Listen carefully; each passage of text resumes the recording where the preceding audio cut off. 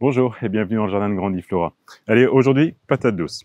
Et surtout, on va s'inspirer de l'expérience de l'an dernier. C'est toujours ça, le jardinage, c'est à un moment donné tirer des conclusions des précédentes expériences. Et les précédentes expériences, enfin celle de l'année dernière, nous a montré qu'en fait, nos patates douces certaines étaient correctes, mais la majorité était quand même un petit peu trop petite et trop fine. Donc il a fallu analyser et rechercher les raisons de cette maigre production. Et en fait, j'en ai tiré 3 conclusions. Alors la première, ça a été l'engrais. Je pense que le terrain où je les avais exposés l'an dernier, c'était sous la balançoire avant qu'on la retire. Voilà, c'est un terrain qui n'avait jamais vraiment été enrichi, qui était toujours laissé un petit peu à lui-même. Donc on avait planté tant nos cucurbitacées, nos butternuts que les patates douces, pour les avoir également sur des supports. Et je pense que le sol n'était pas assez riche. Donc voilà, cette année, ce que l'on a fait, c'est qu'on a semé à cet endroit du trèfle, dont l'engrais vert, qui est bienvenu, qui a bien levé pendant la phase hivernale, qui a fait son travail de capter l'azote et de le restituer dans le sol. Donc voilà, on espère que ce sol, il est maintenant bien enrichi comme il faut. Alors là, il y a 15 jours, j'avais déjà fait un premier fauchage que j'avais laissé sur le sol. Là, j'ai griffé pour retirer le système racinaire. J'ai retiré également, j'ai désherbé, j'ai retiré vraiment le système racinaire. Bon, je suis sûr qu'il reste quelques racines qu'on verra pousser au fur et à mesure de la saison.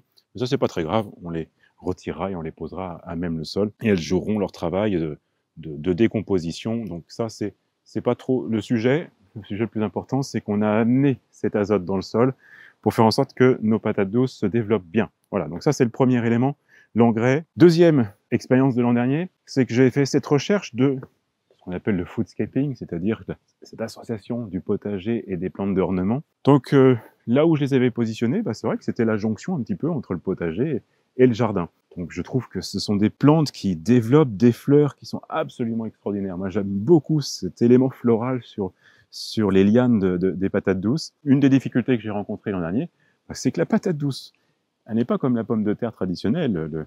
Le tubercule ne reste pas juste sous le tubercule qu'on a planté, ou la plante, pardon, que l'on a plantée. Elle s'étale, elle va chercher un petit peu l'eau, elle va des fois assez loin du pied, et des fois elle va sous des plantes d'ornement. Voilà, ça a été l'expérience de l'an dernier. Donc c'est pas forcément très judicieux, parce que d'une part, on ne peut pas retirer les plantes d'ornement pour aller chercher les patates douces. Donc voilà, donc c'était, je pense, ça partait d'un bon principe, mais la réalisation, au final, était un peu, non pas décevante, parce que le décor a été là toute la saison, mais à corriger, et donc la correction, je la mets en place cette année. Les patates douces arrivent dans le potager, et elles amèneront ce caractère ornemental dans le potager, parce que je vais les faire courir sur cette structure qui nous servait pour les pois et les haricots les années précédentes. Donc voilà, on va les mettre ici, elles vont monter, elles amèneront leur joli feuillage sur l'arrivée vers le potager. Et puis pour ce carré-là, on va mettre des tipis.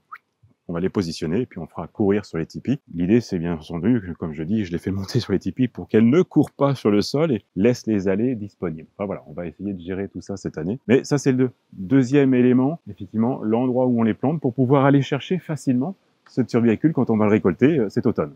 Et troisième élément, troisième expérience, et qui est la plus importante, ça a été l'arrosage. En fait, je me suis rendu compte que j'ai laissé un petit peu, la saison était mitigée, l'été était mitigé, on avait vraiment eu une période j'ai envie de dire, un petit peu comme aujourd'hui, une alternance de soleil et de nuages. Ça a été tout l'été, avec de l'eau quand même. Il n'y a pas eu ce sentiment de sécheresse. Peut-être que je me suis laissé un peu porter par ce climat qui était moyen, et puis surtout, quand est arrivé l'automne, il y a eu quand même beaucoup de pluie, surtout à partir de la mi-octobre.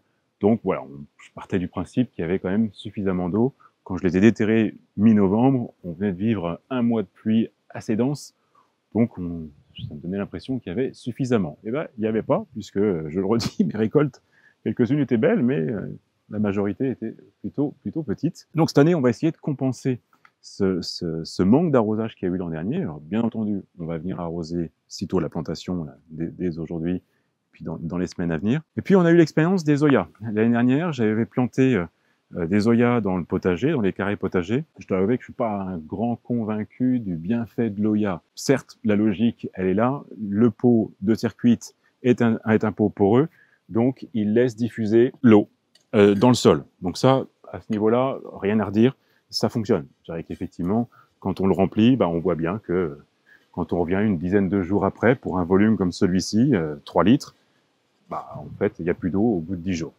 Donc ça fonctionne. Donc ça veut dire que l'eau sort dans le sol.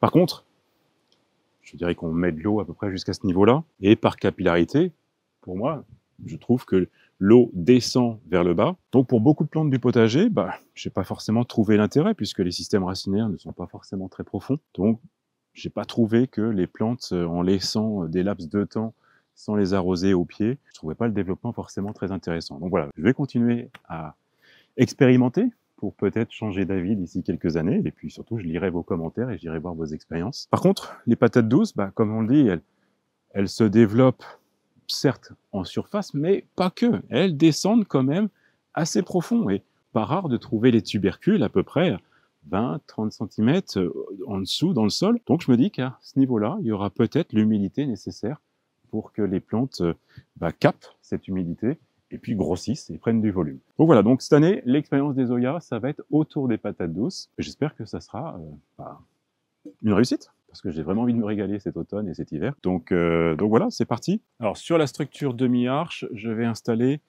la variété Beauregard, la variété chair orange. Donc je vais ramener une des arches ici, parce que comme je l'ai exposé tout à l'heure, j'ai pas envie que les tubercules aillent sous les fougères. Donc, on va essayer de limiter leur environnement. Donc voilà, je les dispose à peu près de 50 cm. Je vais en mettre une troisième de l'autre côté. Et enfin la quatrième, je vais mettre ici. Je répartis les Oya. Alors je vais mettre cet Oya là. Donc la diffusion devrait être suffisante dans cet environnement. D'ailleurs, ce sera intéressant de voir si celle qui est là-bas se développe plus au niveau tubercule vers l'Oya. Signe qu'elle vienne chercher l'eau. Et je vais en mettre une ici, qui sera pour ces deux-là. Voilà. Et de l'autre côté, alors je ne cache pas qu'il me manque, ce serait bien d'avoir une autre Oya, mais pas grave. On va faire avec ces quatre-là pour aujourd'hui. Allez, sur le devant, je vais planter la variété Occitania, Terra Occitania, qui est une variété blanche, une chair blanche. C'est là où je vais être un petit peu court en place, mais là, c'est les tubercules violets. Toujours une couleur intéressante dans les mets. Donc je vais mettre là. Je vais en mettre un ici. C'est ici que je vais répartir différemment.